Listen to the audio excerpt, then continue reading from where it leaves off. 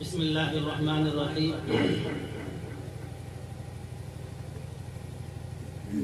حضرت صدر اجلاس، اسٹیج پر رونق افروز حضرات علماء کرام، بزرگان دین اور عزیز طلباء،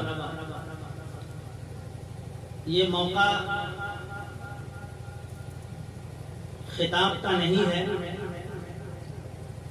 اور میں اس خوش فہمی میں بھی مبتلا نہیں ہوں کہ آپ حضرات مجھے سننے کے لیے آئے ہیں۔ آپ حضرات حضرت اقدس حضرت مفتی محمد احسان صاحب قاسمی دامت برکاتہم، بانی اور محتمم جامعۃ العلوم دیوبند، ان کا پرمغز خطاب، ولولہ انگیز، پراعتماد اور دلوں کو جھنجھوڑنے والے بیان کو سننے کے لیے تشریف لائے ہیں۔ جامعۃ العلوم کا یہ سالانہ اجلاس ہے۔ مفتی صاحب کے ساتھ رہنے اور ساتھ میں کام کرنے کا ہمیں موقع ملتا ہے۔ ابھی حضرت مولانا شمشاد صاحب رحمانی دامت برکاتہم، نائب امیر شریعت کا آپ نے خطاب سنا۔ انہوں نے حضرت مفتی صاحب کے خطابت کے اوپر روشنی ڈالی۔ میں سمجھتا ہوں کہ ادارے کامیابی کے ساتھ خطابت کی بنیاد پر نہیں چلتے ہیں۔ ادارے کو کامیابی کے ساتھ لے کر چلنے کے لیے دوسری صلاحیتیں درکار ہوتی ہیں، اور میں سمجھتا ہوں اور میں اس اعتماد کے ساتھ کہتا ہوں، مجھے ساتھ میں رہنے کی بنیاد پر اس کا تجربہ ہے کہ حضرت مفتی صاحب کے اندر وہ صفات قیادت کی، سیادت کی، لے کر چلنے کی، لوگوں کو اپنی بات منوانے کی اور لوگوں کی باتوں کو ماننے کی ایک عظیم صلاحیت پائی جاتی ہے۔ سب سے بڑی چیز حضرت کے اندر بردباری اور تحمل ہے۔ ایک آدمی جب اونچائی پر پہنچ جاتا ہے، بلندی پر پہنچ جاتا ہے، تو اس بلندی کی جو خوبیاں ہوتی ہیں، جو منفی صفات ہوتی ہیں، وہ ادارے کی ترقی کے اندر رکاوٹ بن جاتی ہے۔ میں بارہا یہ دیکھتا ہوں کہ مفتی صاحب اپنے اساتذہ کے ساتھ اور دوسرے حضرات کے ساتھ جس تحمل کے ساتھ کام کرتے ہیں، یہ وہ بنیادی صفات ہیں جو جامعۃ العلوم کی ترقی کی ضمانت ہے۔ اور میں سمجھتا ہوں کہ یہ ادارہ حضرت مفتی صاحب کی خوبیوں کی بنیاد پر، انہی صفات کی بنیاد پر انشاءاللہ بہت جلد بہت ترقی کی منزلیں طے کرے گا۔ ابھی آپ نے سالانہ رپورٹ سے مات کیا، اس کے اندر بھی آپ نے دیکھا کہ ادارے کے اندر ایک نئی تبدیلی آ رہی ہے۔ ملک کے حالات اس رخ پہ جا رہے ہیں، ہمیں وقت سے پہلے حالات کا ادراک کر کے اپنا رخ طے کر لینا چاہیے، اور اگر ہم نے حالات کے رخ کو جاننے میں دیر کی تو پھر تاریخ ہمیں کبھی معاف نہیں کرے گی۔ مفتی صاحب نے جو ایک نئی شروعات کی ہے، عصری اور دینی تعلیم کے امتزاج کی، میں سمجھتا ہوں کہ یہ وقت کی سب سے بڑی ضرورت ہے، اور میں دعا کرتا ہوں کہ اللہ تعالیٰ مفتی صاحب کے اس مشن کو خوب کامیابی سے ہمکنار فرمائے۔ میں آخری ایک بات اپنے عزیز طلبہ سے کہہ کر کے رخصت چاہوں گا کہ یہاں پر جو ہمارے آج کے فضلاء ہیں، جنہوں نے اپنا سالانہ امتحان مکمل کیا، افتاء اور قضاء کی تعلیم مکمل کی، آپ عملی میدان میں آپ جائیں گے۔ عملی میدان کے اندر فتویٰ کا جو منصب ہے بڑا نازک ہے۔ علامہ ابن قیم نے اعلام الموقعین کے اندر لکھا ہے کہ مفتی جو فتویٰ دیتا ہے وہ در حقیقت اللہ تعالیٰ کے حکم سے لوگوں کو واقف کراتا ہے اور اللہ تعالیٰ کے حکم کے اوپر نائب بن کر کے وہ دستخط کرتا ہے.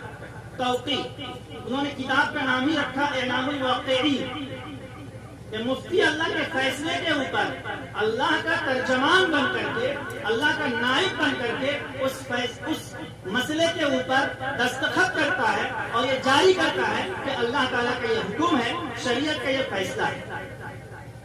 لیکن میرے عزیز ساتھیوں،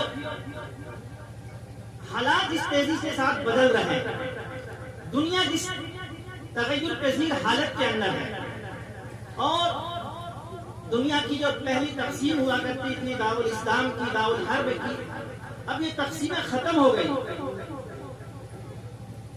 شیخ فیصل مولوی ایک بڑے عرب مفکر گزرے ہیں، یورپ کے اندر بڑا عرصہ گزارا ہے.